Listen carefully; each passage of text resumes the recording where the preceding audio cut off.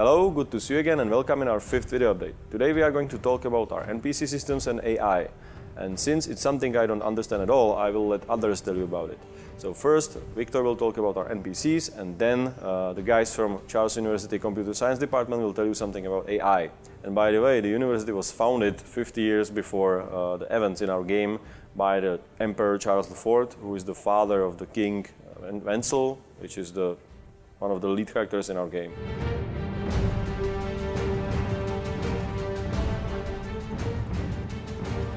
Hi. What we want to achieve here is to create a world that is living. Every NPC has some function in this world. Every NPC has some job, some hobbies, some interests. Every NPC has something we call day cycle. It means they sleep in the night, well, most of them.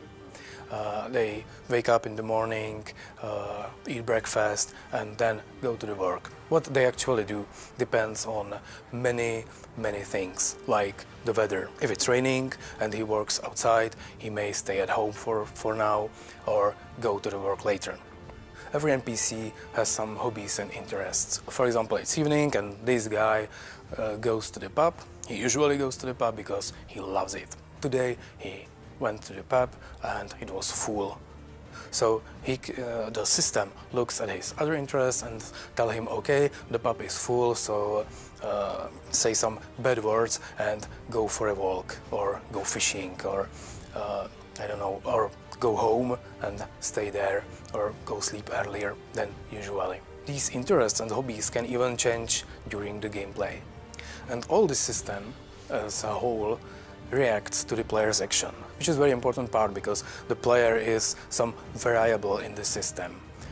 Every NPC does some stuff that is prescripted to some extent, and they react to situations. And the player is some wild card in the middle of this that can do almost anything. He can start to kill people. He can, well, actually only if he pulls out his sword and go through the street with a sword in the hand, people will react on it because it seems dangerous and they will run away or call the guards and they will arrest him. The next important part is the quest system, which is actually injected into these NPCs worlds.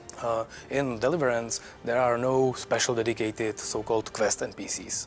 It means that if you, for example, have some quest to bring to the blacksmith some leather, the blacksmith is not standing on the street waiting for the letter with the question marks over his head. He will actually do his job. If it's the night, he will go sleep. And if you want to deliver the letter, you need to wait for the morning or wake him up. Of course, you won't be very happy because he was woken up in the middle of the night, and all this actually affects the gameplay and the relationship NPCs have toward the player.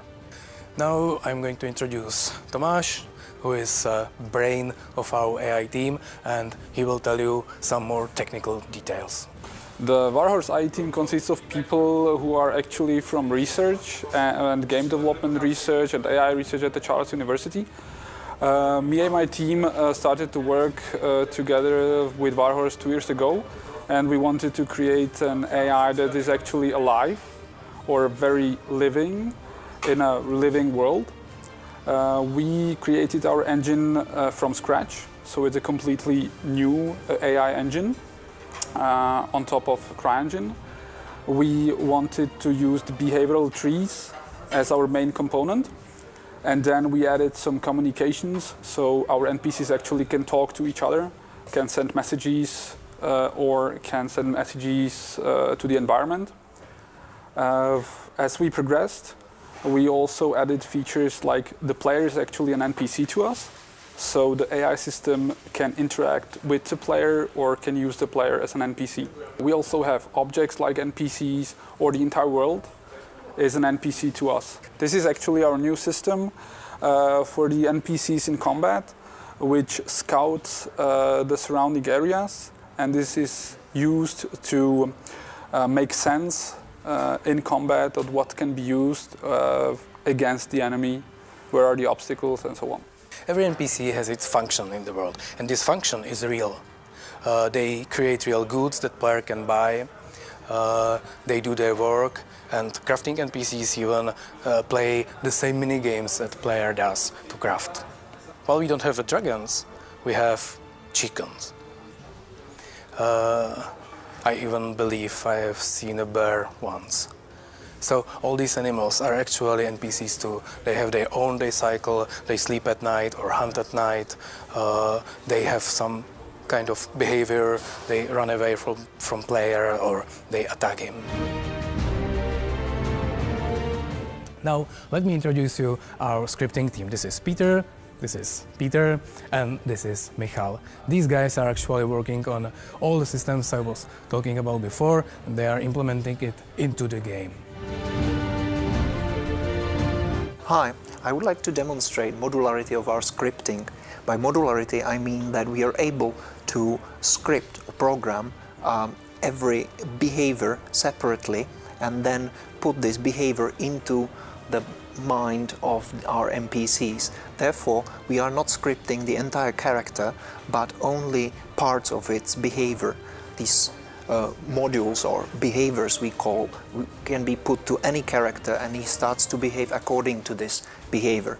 I would like to show this on this farmer over here that goes here, takes a hoe out of his pocket and goes farming or hoeing on this field over here, and he does it at a particular time, which is over here, and he starts hoeing. Okay, now to change this farmer into a fisherman, I need only few keystrokes. So I stop the game and put a different behavior to his tree. This is his tree, what he should do at that hour. Press OK. I run the game again. And now I have to run a little bit over here because the farmer didn't go to hoe again, but he picks up a rod over here, fishing rod, and starts fishing. So that's the same character, only different behavior. With this, the scripting of AI is like putting Lego pieces together. Using this technique, the behaviors are like a Lego puzzle from which we can create any intricate behavior of NPCs we like. And this is it, the living medieval world in the palm of your hand. We don't want the player to be central point of the universe. There is a lot of people in Deliverance with their lives, needs, joys and troubles. And they are waiting for you. Thank you for watching. I hope you like what you saw. And next time prepare for something special because we are going to show you a playable build, the same one we showed to the publishers. It's going to be at least 30 minutes and it might even be a live stream video, so stay tuned.